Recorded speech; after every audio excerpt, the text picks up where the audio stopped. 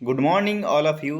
आज हम लोग रामधारी गुप्ता खंड 1 का प्रतिलेखन संख्या 2 100 शब्द प्रति मिनट की दर से करेंगे। चलिए स्टार्ट करते हैं। डिक्टेशन 3 सेकंड बाद। स्टार्ट।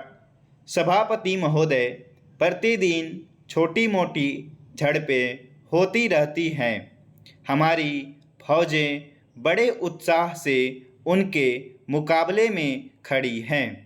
उनके हौसले बहुत ऊंचे हैं, लेकिन हमारी सरकार का भी यह कर्तव्य है कि उनके हौसले को कभी गिरने न दे। उन्हें हर तरह की सुविधा प्रदान की जाए, उनसे उनका आत्मविश्वास बढ़े।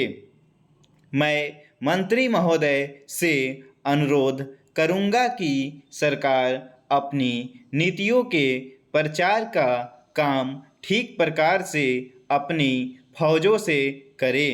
उनको अच्छे अच्छे हथियार दे।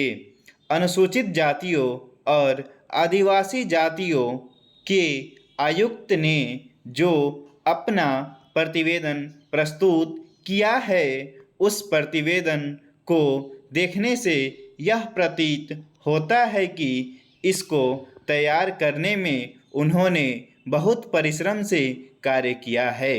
इसके लिए मैं उनको और उनके सहयोगियों को धन्यवाद देता हूँ, परंतु साथ ही साथ इस प्रतिवेदन के संबंध में कुछ आवश्यक निवेदन भी करना चाहता हूँ।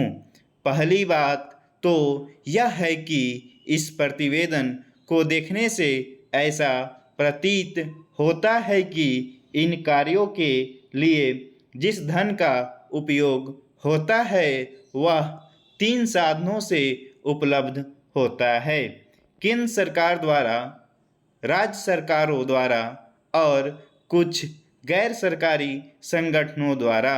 प्रतिवेदन के अनुसार जितना धन इन कार्यों पर व्यय करने के लिए दिया जाता है, उतना धन पूरी तरह से व्यय नहीं हो पाता। मैं यह नहीं कह सकता कि आवश्यकता से अधिक धन दिया जाता है या कार्यकर्ताओं को वह धन प्राप्त ही नहीं होता, जिसके कारण से वह बिना खर्च हुए बच जाता है।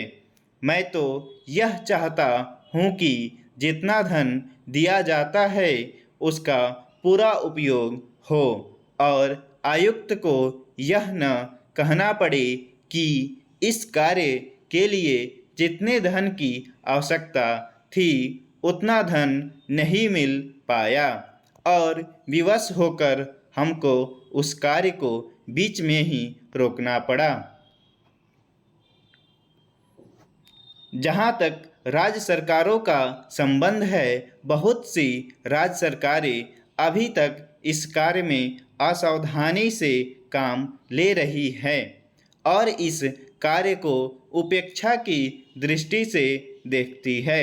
आयुक्त ने इस बात की शिकायत की है कि बहुत सी राज्य सरकारों ने अनेक पत्र भेजने के बाद भी अभी तक अपनी रिपोर्ट नहीं भेजी है।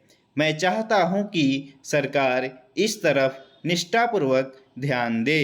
राज्य सरकारों पर दबाव डाला जाए कि वे इस दायित्व के प्रति सचेत हों और आयुक्त को उनके कार्य में पूरा सहयोग प्रदान करें। स्टॉप।